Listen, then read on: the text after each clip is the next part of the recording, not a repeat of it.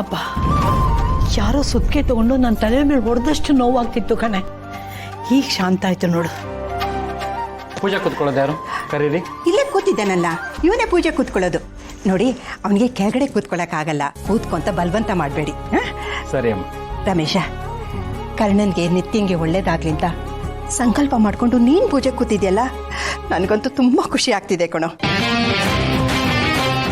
ತಾತ ಆಗಿ ನೀವೇ ಒಳ್ಳೆ ಮನಸ್ಸಿಂದ ಪೂಜೆ ಮಾಡಿದ್ರೆ ಮಗು ಒಳ್ಳೇದಲ್ವಾ? ಹಾಗಿದ್ರೆ ಮಗುಗೋಸ್ಕರ ನೀವೇ ಪೂಜೆ ಕೂರ್ತೀರ ತಾನೆ?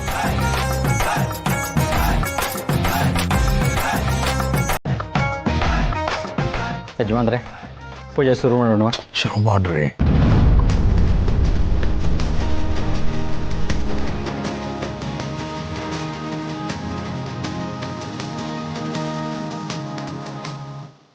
ಈ ಥರ ಇಟ್ಕೊಳ್ಳಿ, ಸಂಕಲ್ಪ ಮಾಡ್ಕೊಳ್ಳಿ, ಮಹಾಗಣಪತಿನ ಪ್ರಾರ್ಥನೆ ಮಾಡ್ಕೊಳ್ಳಿ.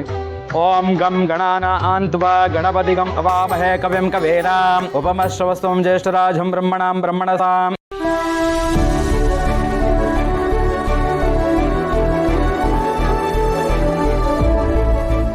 ಮಾಲ್ತಿ, ಕಾಫಿ ತಗೊಂಡು ಬಾ. ಯಜಮಾನ್ರೆ, ಸಂಕಲ್ಪ ಆಗಿದೆ.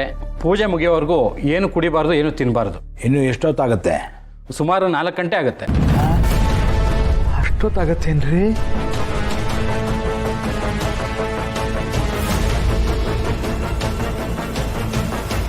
ಅವಳು ನಿನ್ನ ಮಗುಗೂ ಒಳ್ಳೇದಾಗ್ಲಿ ಅಂತ ಹರಕೆ ಹೊತ್ತಿದ್ದಾಳೆ, ಅದಕ್ಕೆ ಉಪವಾಸ ಇದ್ದಾಳೆ ಅಲ್ವಾ ಮಾಲ್ತಿ?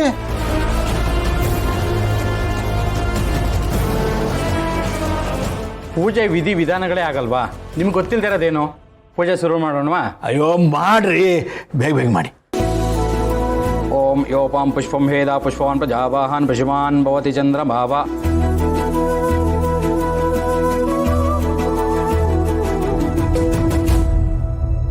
ಲಚ್ಚಿ, ಆದ್ರೂ ನಿನ್ನ ಮಗನ್ನ ಮೆಚ್ಕೋಬೇಕು ಕಣೆ. ಎಷ್ಟು ಭಕ್ತಿಯಿಂದ ಕೂತು ಶ್ರದ್ಧೆಯಿಂದ ಪೂಜೆ ಮಾಡ್ತಿದ್ದಾನೆ ನೋಡು. ಎಲ್ಲ ದೇವ್ರ ದಯೆ ಕಣೆ. ಇವನನ್ನ ಈ ರೀತಿ ನೋಡಿ ನಾನು ತುಂಬ ವರ್ಷ ಆಗಿತ್ತು. ಹೌದಾ?